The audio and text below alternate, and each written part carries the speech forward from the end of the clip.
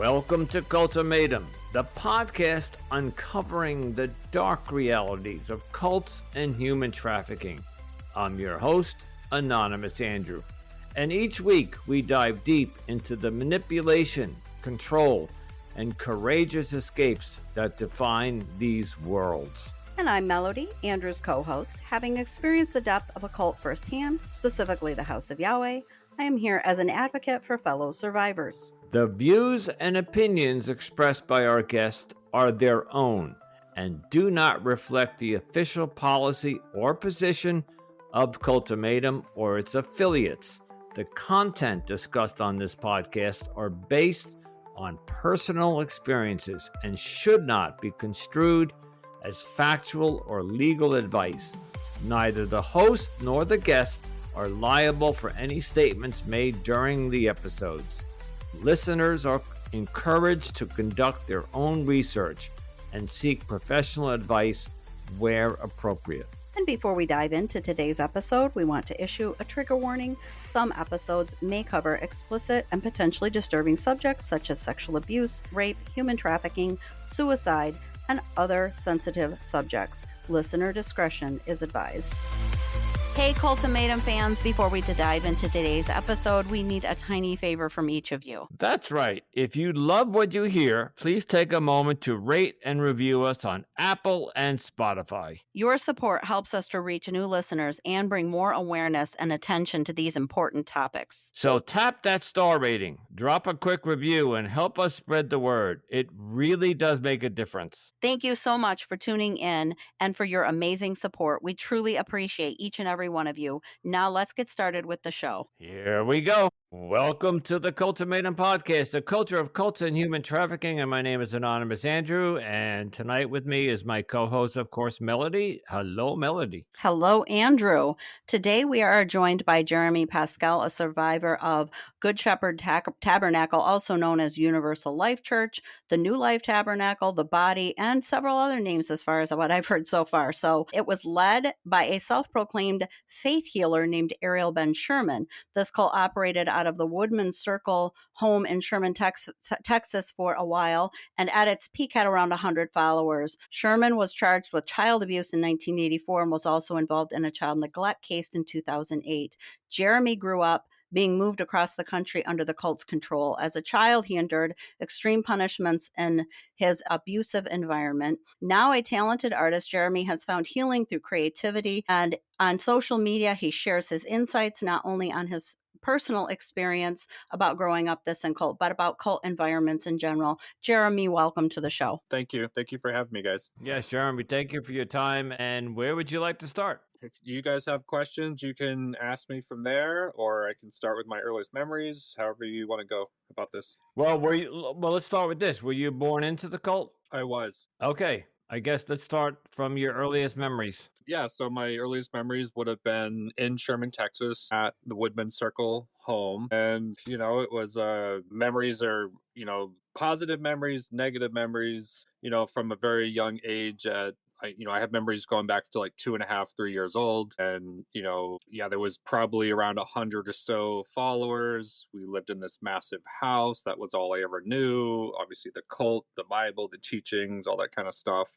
Of course, when you're in it, you don't think it's a cult. It's just a group of people. And Ariel Sherman always made it so that we had the belief system that we were the only chosen group of people that were going to ascend to heaven, and anyone else that was outside of our group were all going to be, sent to eternal damnation in hell. Living in that house, we were pretty secluded for the most part, most of us kids anyways. The parents, like my dad and several other parents, did go out and have normal jobs. They worked at either the local hospital, they were converting into I think apartments or something. One time he worked at a grocery store.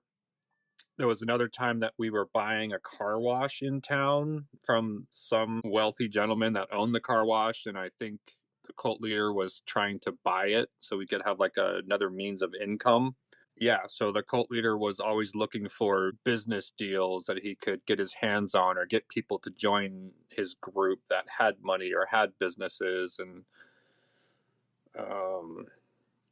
but yeah, some of my first memories are being stuck into a dark room in the basement of the Woodman Circle home. Other memories, I'm running around outside, playing in the fields, running down to the pond, playing in old cement buildings that were put up for cow pastures, things like that. Other times being stuck in the corner, standing up all night long. Food was a punishment. If you did something wrong or bad, they made you eat food you didn't like, and they figured out that I didn't like spinach, and the spinach they would feed me when I was bad was out of a can. They boiled it to the point of it just being like gross, and then they would put like a half cooked sunny side egg on top of it and maybe a piece of bread sometimes if I was lucky. So those are some of my first memories living in Sherman, Texas. That's pretty fun. I just have to jump in here. And Melody has a question, but I just had salmon over sauteed spinach just now. Just Yeah, before. and I love spinach now. Oh, you do? That's great. Okay. But I didn't know about fresh leafy spinach. All I ever knew about was canned, Canned, yeah.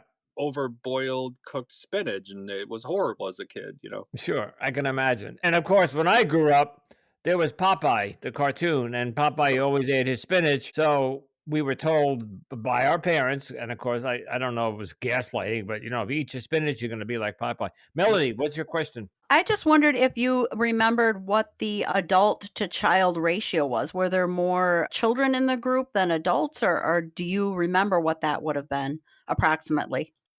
I believe there was more adults. I can try to clarify that more, but my dad and my mom, there was three of us. We had a lot of kids. I definitely remember that. I can't really tell you the ratio, but I know that it was a positive thing for people to be having kids. And most parents had at least two kids, three kids. May have been some parents with one kid. When the cult originally left Massachusetts, I think there were a lot more younger couples and adults, so the kids hadn't really started coming yet. We had a couple of kids, and then when we moved out to Apache Junction, Arizona, where I was born, there was a number of kids that were born in that trailer park. We were born at home. Ariel never liked to spend money at hospitals, and of course, having parents go and have their babies in hospitals was, going to cost money. And we did have nurses and retired Army medics, and so there was no reason for us to go to the hospital if the people could deliver us at home. And there were definitely kids born in California after Arizona, and then we moved to Woodman Circle in Sherman, Texas. There were kids born there. So Okay, I have a question. I'm going to circle back to at the very beginning when you said there were I think you said there were maybe 100 people, and you might have said that off mic, but at some point you said that. But you said that you were taught the doctrination was that only you were going to heaven. Everybody else was going to hell, correct? Is that correct? Everybody in okay? the group were going to ascend to heaven, and So everyone else was not going to. okay. So knowing how big the world is, the population, and I don't remember, but 8 billion, but let's just whatever. Did this guy Ben, his name is Ben? Ariel Ben Sherman. Ariel Ben Sherman. Was he that narcissistic or that egotistical to think that only 100 people are going to go to heaven in the entire world? And by the way, I do know that there's a lot of other cults that preach this. So, like, you're the chosen ones, you're the chosen people, you're going. But it just seems so. If the Jehovah's Witnesses say that, well, no, they don't say that. But yeah, they do. They do. Okay. So let's just say there's another 100 cults out there saying we're going to heaven. That's still limiting how many people will end up in heaven. I know this is a rhetorical question and it just seems odd to me that he thinks that only 100 people are going to go to heaven. Let's say 150. Let's say 200. Perhaps. It's, you know. Let me clarify to Jeremy here. I don't think we explained this to Jeremy off mic, that Andrew is not a cult survivor and has never been part of a cult. So sometimes his questions come from the whole other side of this. Right. I know the answer to this, of course, because I've been in a cult. But Andrew comes from that other perspective, and that's kind of what we like to cover on this podcast is the both perspectives here. Right. But go ahead and answer Andrew's question. Well, I would say at some point, if you guys wanted to get some more of these other answers, you could potentially have my dad on your show, because my dad is the one that joined the cult, stayed in the cult, and also fought for the cult leader after I was taken out and put into foster home for almost a year and a half after the police came and raided our compound. It might be another good interview for him, for you guys to interview my dad, because he would have a lot more answers, and it could just be like a good thing to do if you guys want to, Yeah, we appoint. absolutely would love to have them, but it just seems odd to me that somebody would think that only whatever the number is, 150, whatever, that only those people are going to heaven. So heaven is just going to be a small little community of these people. That was his MO, though. That's what Yeah, he told people, to make them feel right. special, right? So if you tell Yes. that, Yeah, you tell a small group of people, hey, guess what? All of you are going to be bloody rich beyond your wildest dreams. I'm going to let you in on this little stock secret, and this stock is about to blow up, but only you are ever going to know about it. You're like, oh my God, yes, please. I am all about it. Let's do it. I guess trying to make that yeah. Okay, connection okay. there. And Melody's right. I'm coming from the non cult perspective because I just haven't experienced that yet. But as the outsider, it just seems ridiculous. But I keep forgetting that these cult leaders have a grasp over your thinking, your emotions, your everything. And I just have to keep reminding myself. Go ahead, Melody. And I was going to say it's not any different than most of our cults. Most of our cults we cover. I mean, my cult was. I mean, we were saying it was the 144,000 spoken of in the Bible, and we were Right. part of that 144,000.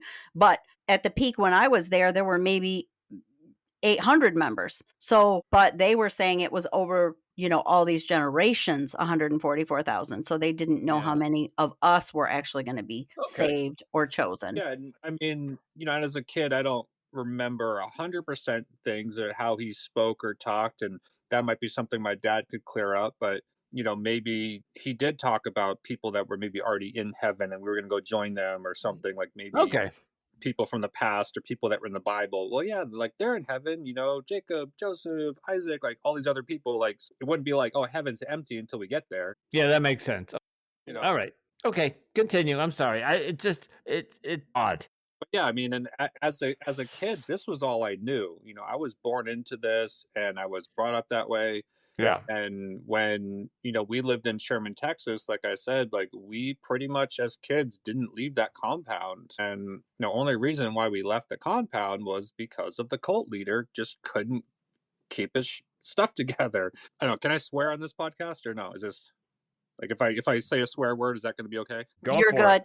Okay, so yeah, keeping his shit together. I think he had a gambling problem. I don't think he knew how to, budget his finances, and he would overspend. And my dad does talk about him going out to fancy dinners at restaurants and putting on a big show. He always had the fancy cars. He had nice rings and jewelry. I do always remember him smelling really good with like the nice colognes. He always had the biggest, the technology at the time in the late 70s, early 80s. So whatever TVs, whatever radios. I remember him having like an organ piano thing. When we were living in Sherman, Texas, he had the followers build him a recording studio in the basement of that building.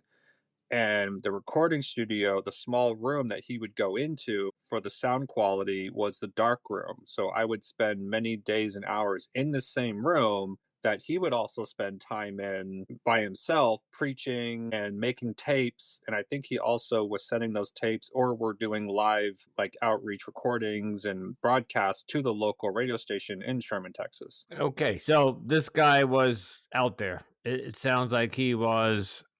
Well, let me ask you this: where was the money coming from that he was spending so lavishly? Most of the money came from us, from the followers who were out working and bringing in. And my dad worked sometimes 2 to 3 jobs. Like I hardly ever saw him as a kid. And then when he would come home, a lot of the adults who had talents like woodworking, plumbing, that kind of work, were working on this house. Because when we moved to that house, I think it had been emptied for maybe 8 or 10 years. And so we had to do a lot of upkeep and a lot of work to this house that was built in the 1920s. And then I think it did close its doors in the late 60s or early 70s, something like that. So by the time we got there, we had to do a lot of work.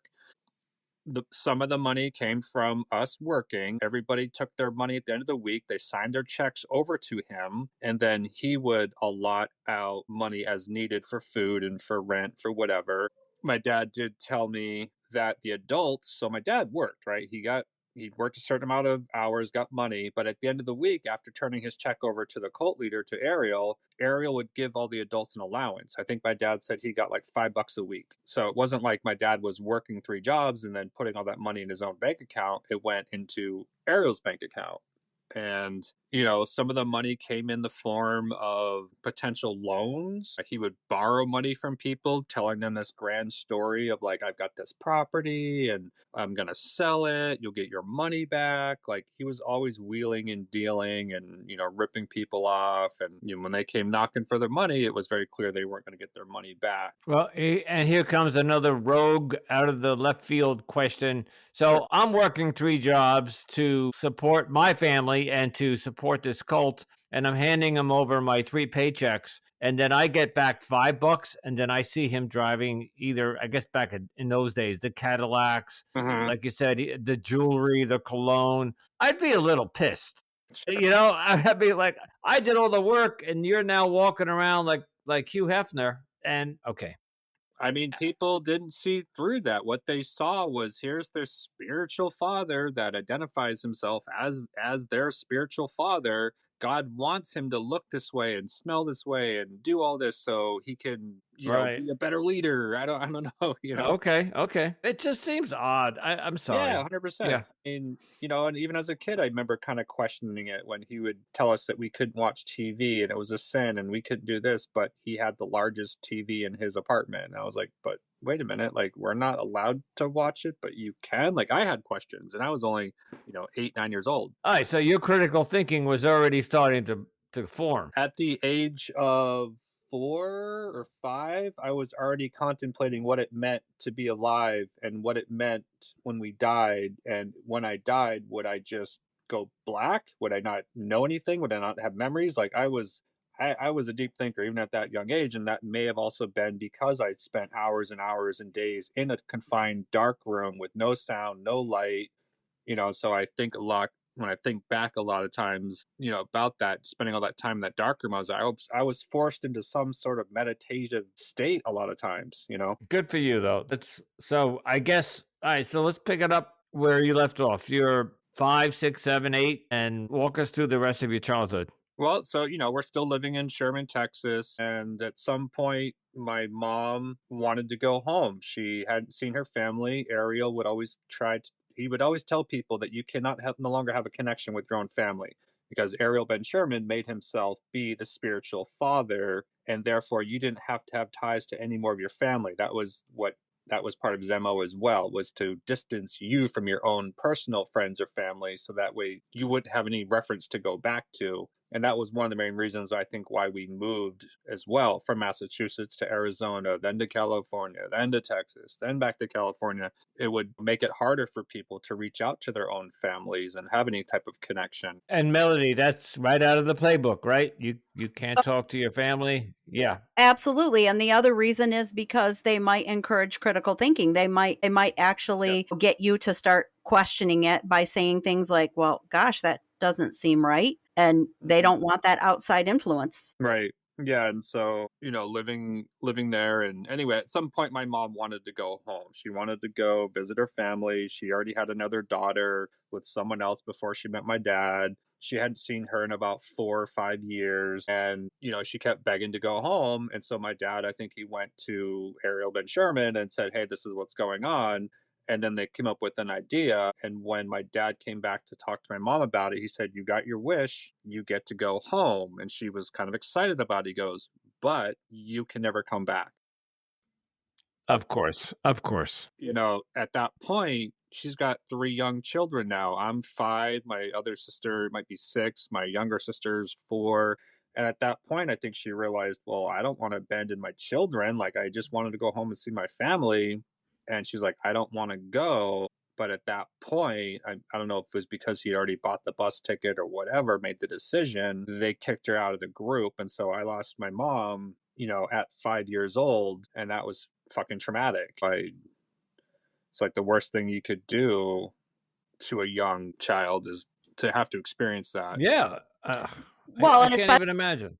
Especially since your dad was gone working so much, I'm sure that your mother was the one that you were closer to because she was probably there more Yeah, often. she was like one of the babysitters, so she didn't go out and work. She stayed there. They had people that obviously we had a lot of kids, so we had to be looked after. And sometimes it was just with the teenagers who were a little bit older would look after us. Other times it was like, yeah, some of the parents, a lot of the women who, their husbands already were working outside off property, making money. And so then it was like, all right, well, you're going to stay here. You watch these kids this day. And then this mom will watch the kids the next day. I So don't know, yeah, but I would be curious if your mom was maybe causing some type of discontention and some tension see, in the house or yeah, questioning things or something. There was some she was. reason that he got rid of her. I don't know what it is, Yeah. but it's more than just this bus ticket thing. Yeah, and I can tell you more about that. I mean, I've talked to my mom about it over the years, and I've talked to her recently writing this book. I recently interviewed her and my dad about all this stuff.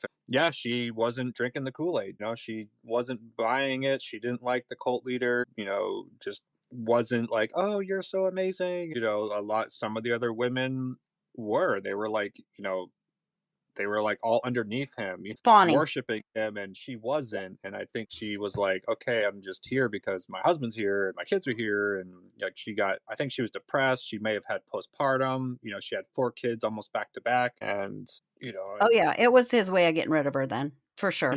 yeah, my mom grew up in New Hampshire in a town where she could run around and have fun and party. And now here she is, cooped up in this house in Texas. And if you look up Sherman, Texas, there's not a whole lot around there. You have to drive about 40 minutes I think, to get down to Dallas. And she didn't have a car, didn't have a means to go out and do stuff. And I think she was bored and depressed and wasn't really into it. And so, she wasn't contributing, I think, a lot towards the end there. And at that point, Ariel's like, yeah, you're just a leech on this. We can do without you. And that's why I believe she was kicked out. Yeah, he probably thought that at some point she would bleed into some of the other housewives.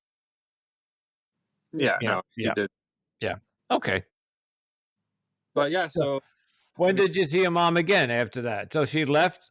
yeah, I didn't see her again until I got out of the cult and we moved across the country. And my dad and my stepmom found her. And first time I saw her, I might have been like 12 years old. So about 4 years since. So she left you around 8? Oh, 5. Yeah, Okay.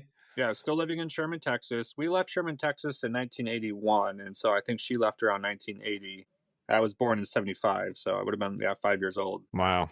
Just it's horrible. It's just horrible. Those are critical years to need your mom. Yeah. And so, luckily, I mean, there were a lot of other women there. And at some point, my dad did kind of start dating another woman. And at some point, I was like, oh, are you going to be our mom now? Like, we just wanted a freaking mom, And Yeah. so, and then that kind of went south. And then, the cult leader always seemed to be right there and meddling in with the different women that my dad, potentially wanted to be with, and just was always messing with that. Was he married, and was there any polygamy going on there? Yeah, Ariel was married a bunch of times. There was a lot of, I didn't know this until just recently, but my dad did tell me that there was a lot of like inside wife swapping kind of stuff that was going on, or Ariel trying to hook up with some of the different followers' wives. I believe he may have been married several times. There was at one point where some woman left that was his wife and ran off with someone else. And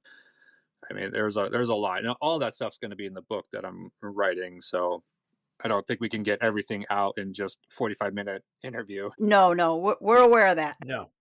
Yeah. No. And thankfully that you're writing this book, so that will cover the details that we don't get to cover today. So let's get to the meat and And he potatoes. covers lots of details on his TikTok account, and we will have that in the show notes as well, so that you can go watch Jeremy's videos on his TikTok account as well. Okay. From what I understand from the pre-interview, there was either sexual abuse or child neglect. You want to talk about that? Yeah, I mean, there was a lot of that was going on.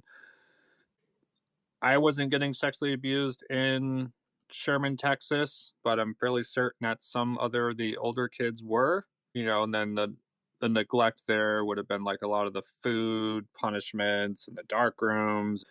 Then when we left Sherman, Texas, we moved to Southern California. And at that point, the group had split up into two different factions. We had a group out in Florida, and then we had the group in Texas. And originally, the cult leader wanted to have three locations. He wanted to have a Florida group, a Texas group, and a California group. So he could always be on the road, traveling back and forth and doing whatever he was doing. I think he preferred to be on the road. And because when he was on the road, he wouldn't have to put up a show, facade. He could be whoever he wanted to be when he was on the road traveling. Plus, he probably had a woman in each of these locations, I'm guessing. Yeah. Or the wife he would bring back and forth. And, Right.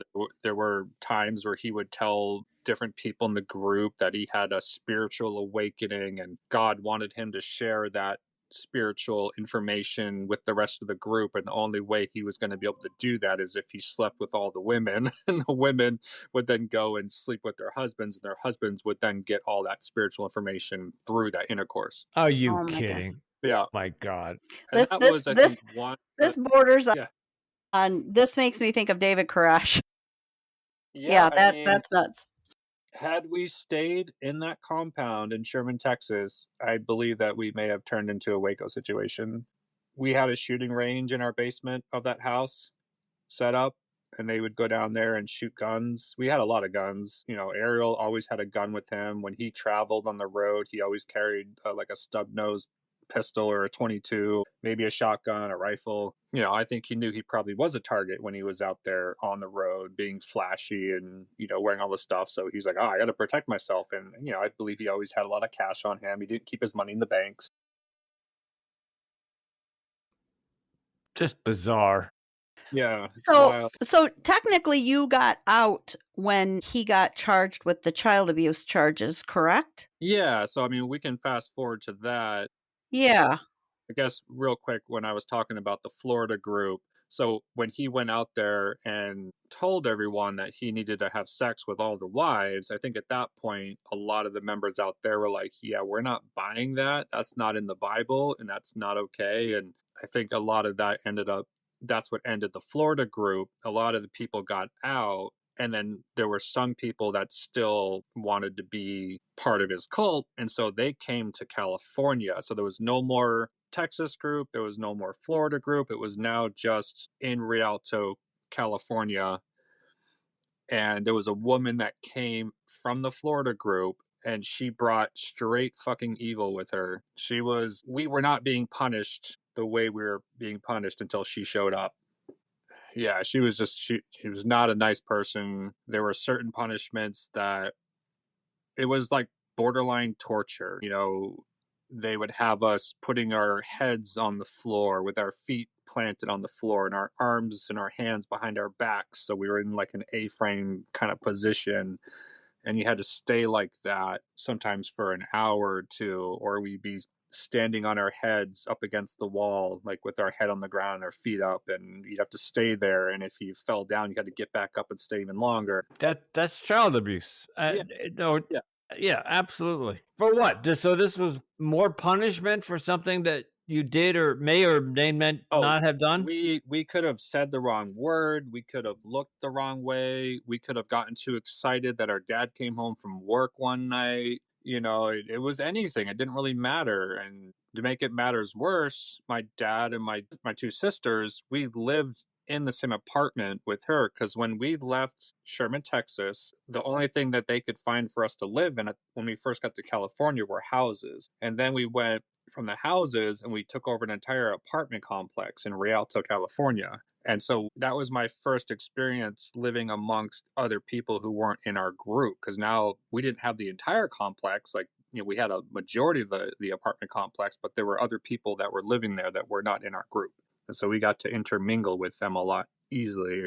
And so, yeah, there was a lot of abuse happening in Rialto. So who were at some point? This was reported to the authorities. No, so in Rialto, the only thing that happened was a truancy officer came around and noticed a lot of these teenage kids that were not in school. And so I remember at one point they came to us and said, these kids that are this age, like you cannot homeschool these kids. These kids are supposed to be in high school. You need to send them to school. And so those kids went to like a high school. I think that's when we started having a lot more like homeschooling for us younger kids. And then the kids that were going to high school were getting bullied, were getting in fights.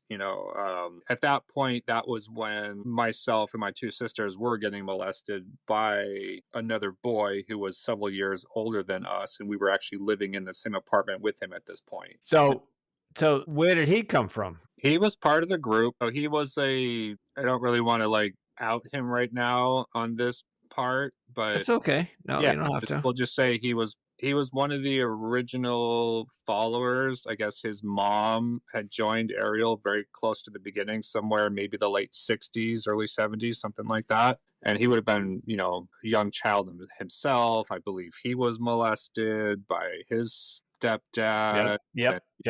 Now he's molesting us, and I recognized that he had a temper. There was times where he would put his hand over my mouth and I couldn't breathe, and I thought I was going to suffocate, and I would like pull his pinky off of my nostril just so I could breathe. So he was very close to, why do I keep forgetting his name? Ariel. So did he ever become like an elder, or he was a child? No, he was still a teenager when we all got out. Okay. All right.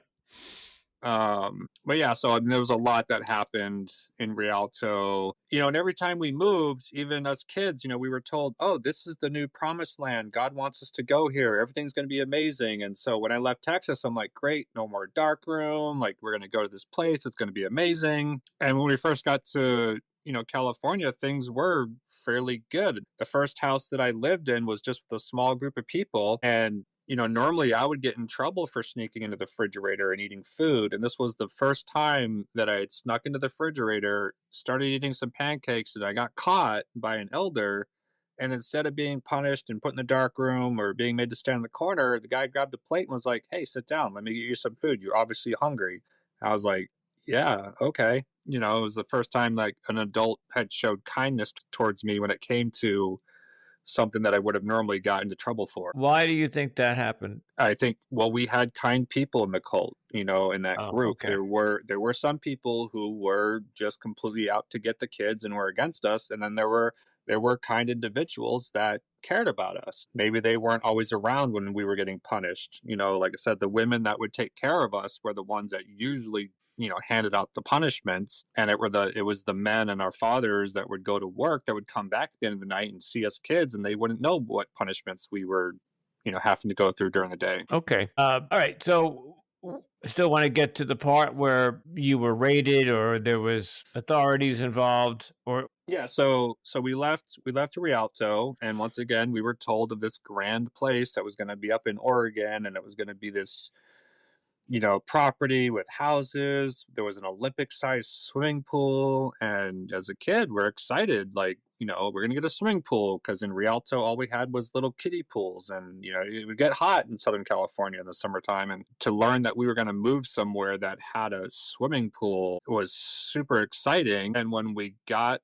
up there, because we moved in groups, when the group left Texas, it left in waves. The same thing I think even happened when we moved from Massachusetts to Arizona, and when we moved to California, went in waves. And then when we went from Rialto, California to Salem, Oregon, we also moved in waves. And for whatever reason, I feel like myself and my dad, my sisters, we were always towards the end of the waves that would move. So there were already people established at the compound up in Salem, Oregon. And so the day that I showed up, we pulled up and parked outside of the swimming pool. And I was so excited. I got out of the car, I ran over to the swimming pool to look in, and there were my friends.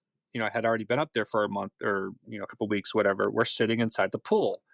And I yelled to my friend, like, hey, what do you, and someone ran over me and said, no, we don't talk to the kids in the pool. I was like, what do you mean? And he's like, well, that's the new dark room. That's the new place that kids go when they're being punished. I was like, okay. So the pool was never full of water. So there was water in it, but it wasn't full. No, I mean, the water was like 3 inches at the very bottom or something. There was no water. The pool it was like half the size of an Olympic size swimming pool. So it was pretty big.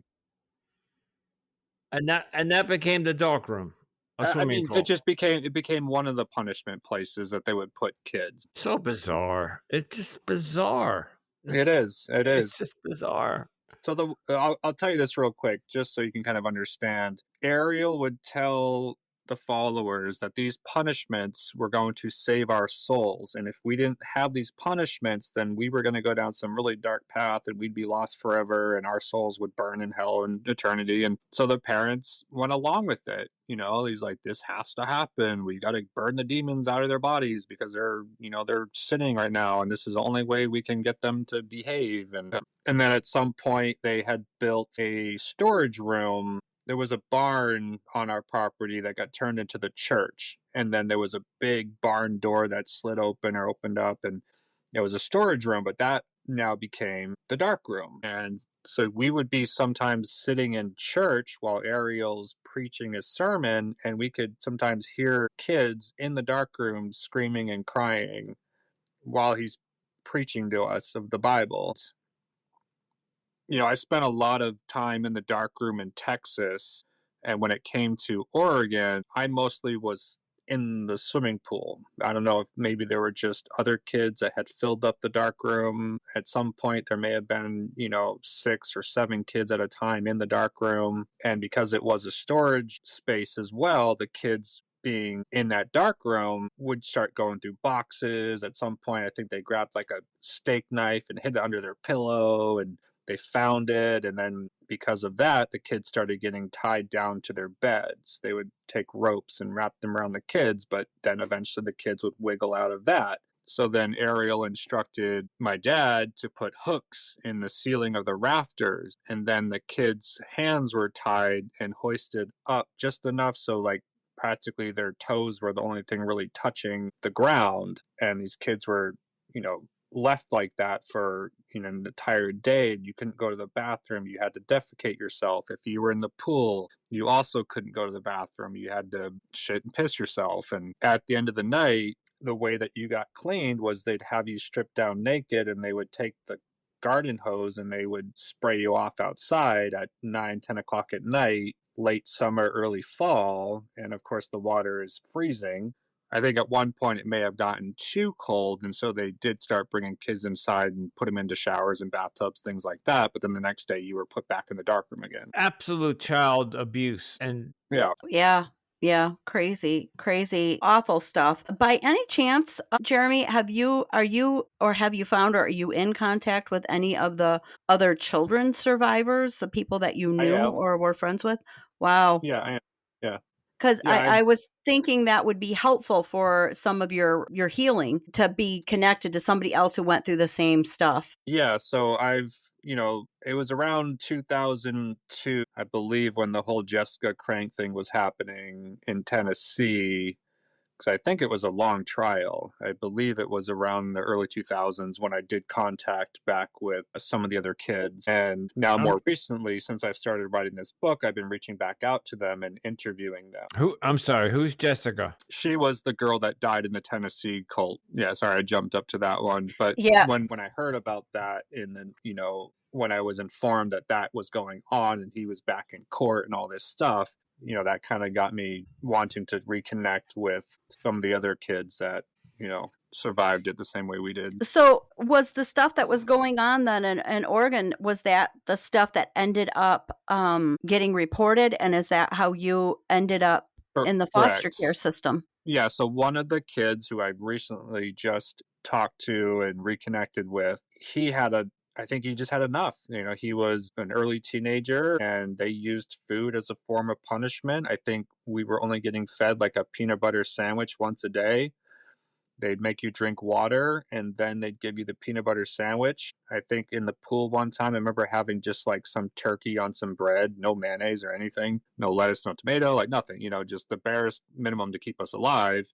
And then there were also kids that were chained up and locked in their bedrooms. There was a kid that was handcuffed to the pump house for the swimming pool. There were kids in there that were handcuffed and they would get mocked by the cult leader. He'd come by and be like, how are my maggots today? Or, how are my sinners doing? And, things like that. Wasn't bad enough to, put us in these places, but then to come by and mock us and tease us with food and things like that. So this one kid, he decided he was going to run away one night and go shoplifting because he figured that would be the best way to get help. And so he snuck out of his room or the dark room, wherever he was, went down to the local grocery store and just started blatantly shoplifting and then got caught. The police were called. They came to, thinking they were just going to come and return this kid back to his home. And once they asked him a couple of questions and, he started telling them what was going on, they were like, okay, hold on. Actually, we're going to take you down to the police department. We're going to introduce you to some nice people and you're going to tell them what you just told us. And that was the child service, the CSD or whatever, child service division. And, once they put together enough information and they interviewed him and they really realized that this kid was not making this up and wasn't lying, they came to the compound on a Friday night with a list of names of 11 or 12 children. I think it was 11 kids. And they had us all meet in the main house and there were cops there. And, we had always been told that these were the bad guys that were always going to, come for us. And so here they were reading off a list of names and my little sister's name, was on that list. And we're all crying and upset and, we're out of it. And Ariel's not making it any better because he's there yelling and screaming at the cops and demanding answers and getting us all riled up. And at some point, the police took Ariel into the kitchen and said, okay, we understand that you think you're the one that's in control here. You may be in control of these people's emotions, but we're the ones in control. And if you don't go back in that room and calm everybody down and tell them that we're going to take the kids on here, we were going to arrest every single adult, including you, and we'll take all the kids into protective custody. And at that point, he changed his tune, came back into the room and said, okay, everybody, this is going to be okay. If your kid's name is on this list, you're going to go with these police officers. And then he turned to them and said, but if you hurt so much as one hair on their heads, I will hunt you guys down and I will hang you all. And I remember him clearly saying that. I'm like, you just threatened a police officer, And it was all for show. He wanted to be like, I'm still in control, but this is going to happen. We're going to figure this all out. And less than 24 hours later, he packed up his car and he fled. Now, he had a meeting with the other followers and the adults and told everyone that God wanted him to go on this mission so he could also continue to run this group without being persecuted by the police. And everyone was like, okay, yeah, you're right, you should go. So he made it seem like it was their decision, but in fact he was going to leave regardless because he knew he was going to go to jail. You saw the writing on the wall. Oh, 100%. Yeah. And we were all told not to say anything, when the cops and everybody was there, a lot of adults were being like, keep your mouth shut, don't say anything, because they knew that, anything we said was going to get them in trouble. And, so that weekend they took my little sister, they took, 10 other kids, and he fled the following night. On Monday morning, the police came back with a search. It was like a warrant. They came back with an arrest warrant for him. And Child Protective Services came back with my name and 2 other kids. And my dad's at work now. So now they're throwing me in the car with my 2 friends, and they're speeding away from this only life that I've ever known. A few nights ago, I just saw my sister being taken. And then now they're like, they're sorry. It's okay. Take your time. That would be very traumatic. Let's just say that was the only, up until that point, I hadn't sworn at an adult because that was a sin, And I was in that car and I swore at them, and obviously it wasn't until later that I realized I was being rescued. But at that time, it didn't feel like that. And then from there, you ended up in foster care, which had to also be, at least initially, traumatizing and scary as well. Yeah, because I was taken down to the police department, and at first I was kind of in shock. And so I wasn't saying anything. They were asking me questions, and I just, I kind of clammed up. And at some point, I think somebody brought me some food and some drink, and, that's how you got me to talk, because like I said, food was used as a form of punishment. So it felt like a reward almost. Oh, yeah, okay, they're feeding me, they're giving me, drinks. These aren't the people that I thought were going to, come get us kids and do harm to us.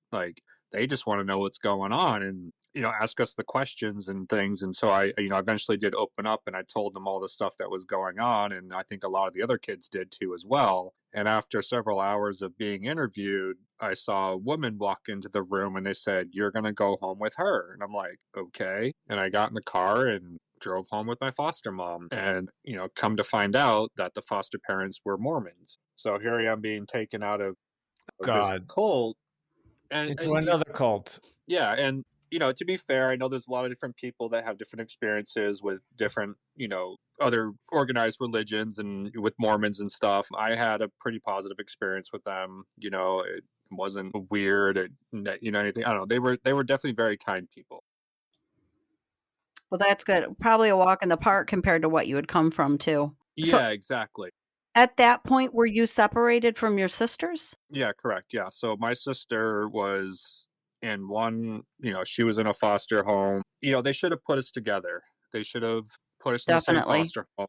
My sister didn't talk for about 3 months or longer. I don't know, maybe it was even longer than that, but she didn't talk. They thought something was wrong with her. They took her to the hospital. They took her to get tests done. They thought maybe there was something wrong with her. Maybe she was autistic or whatever. And no, she was just in shock for a very long time. Severely traumatized, yeah. Yeah, because she was only 8 at this point. I had just turned 9. She had just turned 8. And, there was another kid from our cult that was in the same home with her. So I think that helped. But, they should have put us together. And, for 10 months, I lived with the Mormons. And then one day, my caseworker picked me up from school and said, I got your stuff. I'm taking you to a different home. I'm like, what are you talking about? And she told me that the parents that I was living with had to go take care of their own parents and they could no longer take care of me. So I had to go with a different family. And that family at first seemed nice, but then they were no different than living at the cult. Like they were just mean, they were abusive, they were, mentally messing with me all the time. And eventually it got so bad that I went to the child service worker and I was like, these people are treating me worse than I had it in the cult. And then when they confronted the people about it, the foster parents, they denied it and they tried to call me out and I lost my shit and I yelled at them. And at that point, the child worker could see that I was distressed and was like, we got to get this kid home. This should not be happening. And so I got to go home after a year and a half in foster care. And where was your dad during all this? Part two of that question is, where was Ariel Ben? He fled to Indiana. Okay.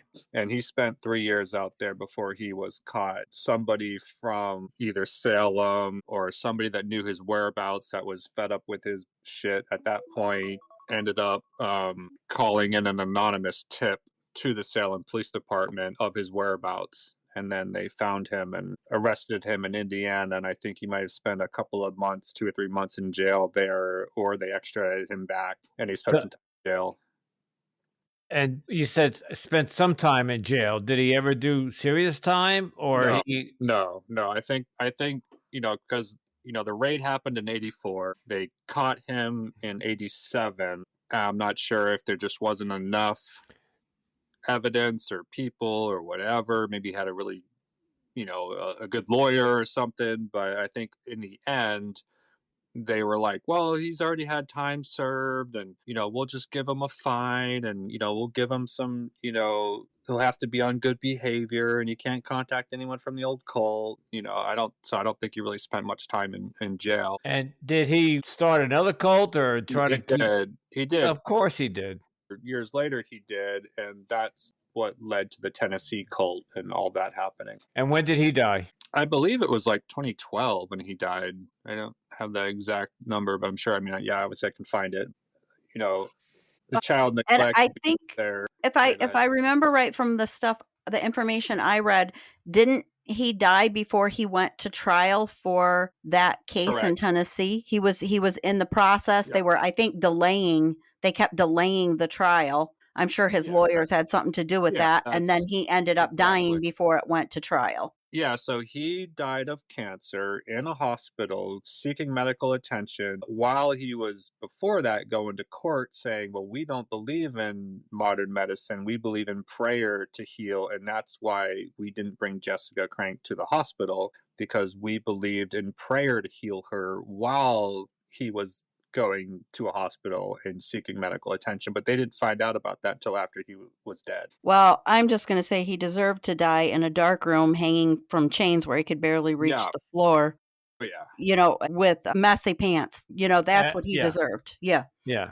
With crap in his pants hanging from the ceiling. Yeah, Yeah. but and let's just hope that wherever he is, it's the lake of fire. Yeah, so I we can believe. go back to your question. You asked where my dad was. So my dad stuck it out. There were some parents who did turn state's evidence because they knew if they didn't do that, they ran the risk of not getting their kids back out of foster care. My dad, on the other hand, Ariel had him running around California and Oregon looking for all the newspaper articles, the clippings, any type of stuff he could get to bring to his lawyer. Ariel had a lawyer that he had hired in Northern California. And so my dad was bringing this guy evidence, trying to clear his name, trying to find anything they could. And my dad had stuck it out for almost that.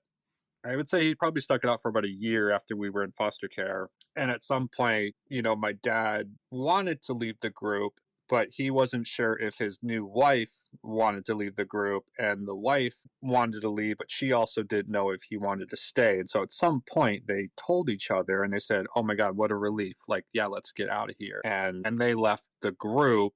And I remember my dad, I think right before that, he came to me and, we were able to see him sometimes on weekends, or, we could meet up at the child service building headquarters. And he told me that he could get us back, but he had to leave the group. And I told him, I said, you do whatever you got to do to get us out of these foster care homes and back home with you. If that means you got to leave this group, leave it. And so you were about 10 years old or 11? No, yeah, so I was 9 years old when I was taken from the group. I had my 10th birthday in foster home, in the foster care system, because I was in there for about a year and a half. And you said that, I forget when you said, when did you see your mom again? So we were living, obviously that was in Salem, Oregon. My mom was living in New Hampshire.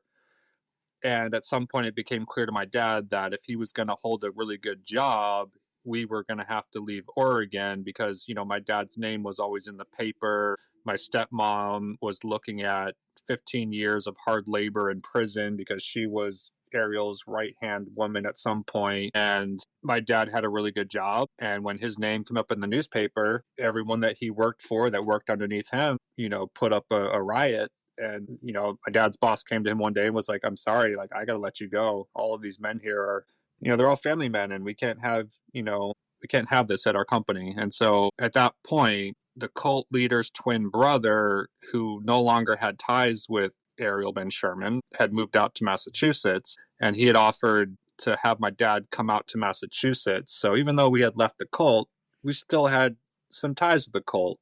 There was one gentleman who lived with us in Texas, went to the Florida group, and that guy became our landlord in Massachusetts. And so at that point, when we had moved across the country, and now we're still connected with a lot of these people that were in the cult, but they wanted nothing to do with the cult. At that point, they got a hold of my mom, and we were living on Cape Cod at the time, and she came down to visit.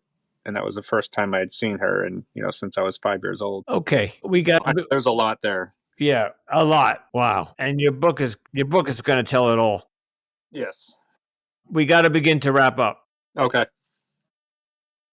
One of my questions, we have a couple questions that we like to ask our guests at the end. Where are you today? So even before that, it seems like you're still deconstructing somewhat. Are you still in that process? Yeah, I mean, like, just dealing with it emotionally. And okay, I feel like I didn't have any opportunity to process any of this most of my childhood into my adult life because I just moved on, and we never got counseling. I never talked to anybody, and my dad never really talked to us about it. And it wasn't really until I was about 16 years old when I think I first had the first conversation with my dad, and I was like, what the hell was that?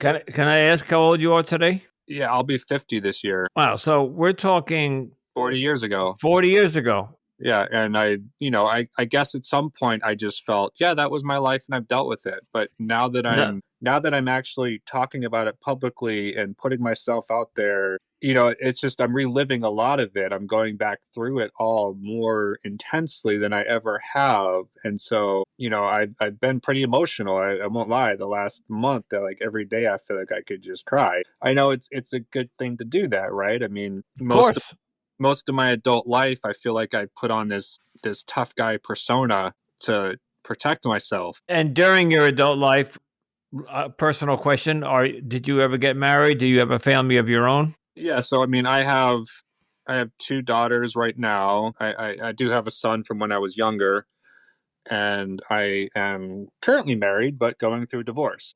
Okay. And we're still living in the same house, but not for much longer. So a lot of that is coming up right now. I know this major life change is happening. I've got a 3-year-old and a 7-year-old daughter that I know now are going to have to kind of go through something similar that I went through, like a major life change at a very young age. And so, I mean, a lot of that is coming up for me. So there's a lot of emotions, that I'm going through in my life. Yeah. But I mean, it just needs to happen, So it's weird. Like, there's some times where I could be sitting here talking to you about my mom leaving or my sister being taken, and I'm fine. And there might be another conversation that I have with someone about that, and I just start fucking bawling. Yeah. And I have done the same thing, Jeremy. It is weird how the emotion will hit you unexpectedly at unexpected times, and you're like, because sometimes you can talk about it and you're almost detached from it, and then other times Right. it brings you right back into that moment. this shows you, all of us, it's not a secret, how important the childhood mind development is. Right. If your child goes through this trauma from infancy all the way up to even the mid-teenage years, it can affect you the rest of your life. And Right. and here's Jeremy at 50, and he's still going through this. Jeremy, just one more question for me. Where are you with your faith today? I'm not by any means religious, more spiritual, but I also don't know. Yeah, I don't have a Bible. It's sometimes it's kind of hard to talk to some people that were in the cult and now they are,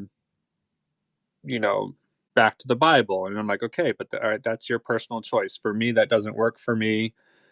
I don't know. I think this world is completely a mystery. And my personal thought is, if any one human being could actually understand what God is, I think our brains would explode. Like, if somebody was like, "Oh, I know what God is. It's this." Boom, your brain explodes. Like, I don't think the amount of information, I don't think we could even handle that. That's my personal kind of take on it. I would agree with you. I believe that being kind to yourself and being kind to other people, doing good in this world, not pushing the anger and the trauma that you received onto the next generation, but realizing that that was something that happened to you, but you can do better. And Correct. that's where I am in my life. Like, I want my kids to be like, wow, man, dad was, he was funny, he was creative, and, we love our dad. I love my kiddos. Like, I want to show them the best life possible. And, there's sometimes I do have triggers, and a lot of it might be like around food when they're like, I don't want to eat that. And I'm like, yeah, when I was a kid, I didn't have a choice to eat that or not. But I also have to remind myself that, okay, but we're not in that environment anymore. So And then they don't. Yeah. Either somebody older than me, or maybe when my parents were alive, I got those stories. When I took a school bus to school, I got the story. Well, when I was in school, I had to walk 8 miles. Yeah, right. yeah. So it's like it's a different world for every generation, and things change. So, Yeah. Melody, would you like to ask your question? Yes. First, I want to say to you, Jeremy, that I hope that being here and sharing the story is going to contribute and be part of your healing process and your healing journey. And even because I know that sometimes it's hard to share these things. It's hard to be open and honest about these things, but I know that it can also be very, very therapeutic. Yeah. So I hope I'm really that's the case. Yeah, and that's why I started making my videos and just showing up every day, no matter how hard it is, and just talking. And I don't edit my videos. I don't go back and do it over. I just make one take. And if I fumble my words or I don't get out what I'm trying to say, then that's it. And it has been very helpful meeting people like you, and, meeting a lot of other amazing people and getting the comments. Like, I had no idea that, TikTok could even be, or just, these platforms of social media could even Yeah. be on that level. And it's Yeah. been an incredible experience so far, even No, just in the 1 month we've been you doing it. found the ex-cult community, and we are pretty supportive of each other. It's like we're an anti-cult. Right. Yeah. And some people have called the social media the devil, but it's a tool. And if it's used correctly and used Correct. properly, it can be a wonderful, wonderful therapeutic tool. And I think you found that. So good for you. So my last question, we'll end with this, Jeremy, and if your answer may not be the same, or it may be a little different, or if it's a harder question for you to answer because of the way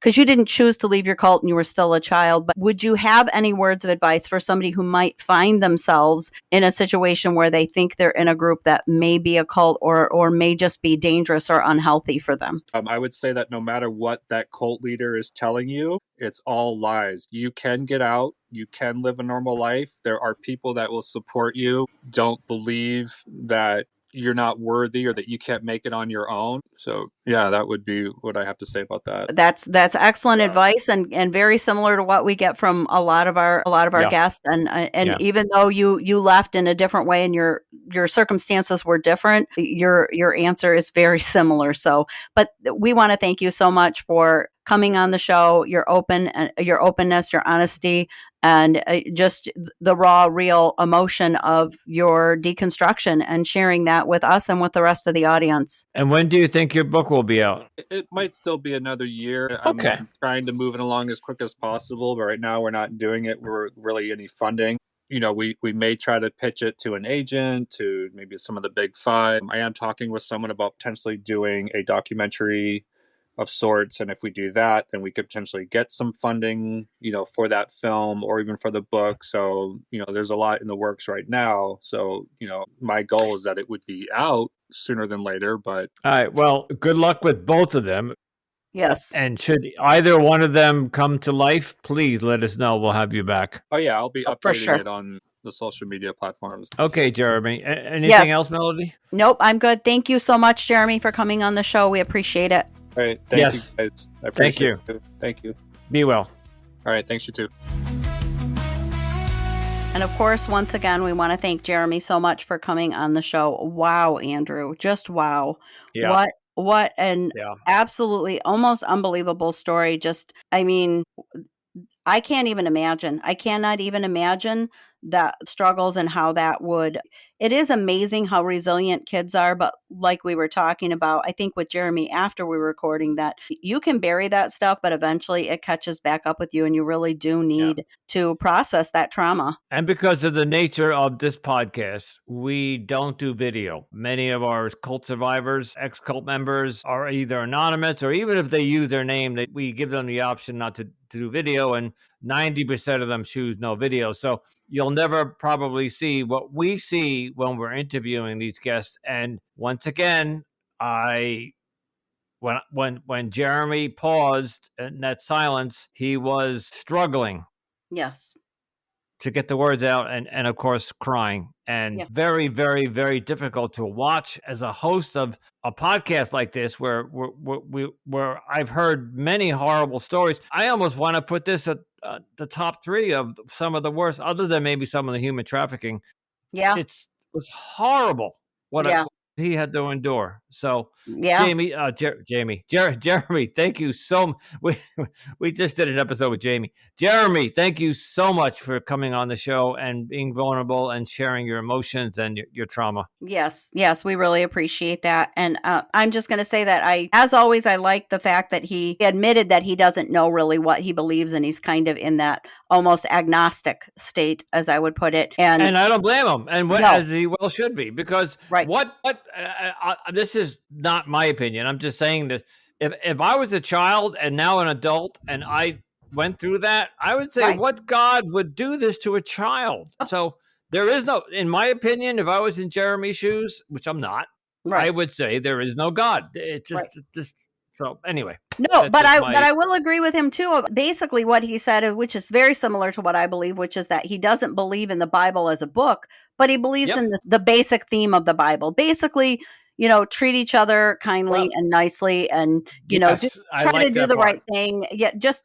a simple basically being ethical. And when he said something about when you really try to dissect God or try to imagine what God is, your head would explode. I agree with him because it's a concept that came up a couple thousand years ago by different cultures. And to this day, we still don't know. Nobody knows. Right. Nobody knows. And nobody will ever know until you're dead. But you can't come back and tell the rest of us. So, Exactly. although some people would argue that they do. So let's not even get into that topic. No, so we thank you, won't go Jeremy. there. Yes, thank you so much, Jeremy. We want to thank all of you as well for tuning into Cultimatum. Your support is always appreciated. And if you enjoyed today's episode, if you could just take a moment to rate and review us on platforms such as Apple and Spotify, it does really help us out. And don't forget to follow, share, and keep listening to all of our latest episodes as well. You can also connect with us by joining our Facebook group, Cultimatum Podcast, where we dive deeper into these important topics. And you can find us on additional social media platforms such as Instagram, Pinterest, TikTok, YouTube, and Threads. If you have a personal experience with cults or human trafficking and that you'd like to share, please reach out to us at cultimatumpodcast@gmail.com. And for any ex-cult members that are looking for additional support, you can consider joining the Cult Escape and Recovery group on Facebook. You can also check out my other podcast, which now has an official title called Digital Dating with Anonymous Andrew. All the information will be in the show notes. So it's all about, obviously, dating. So if you're interested in dating or relationships, go check me out there. If you'd like to help us out with the cost of maintaining the podcast, you can show your support through the link in our show notes called Buy Us a Cup of Coffee. Every bit helps in our mission to spread awareness about cults and human trafficking. And as always, stay safe, stay informed, and remember, you are not alone.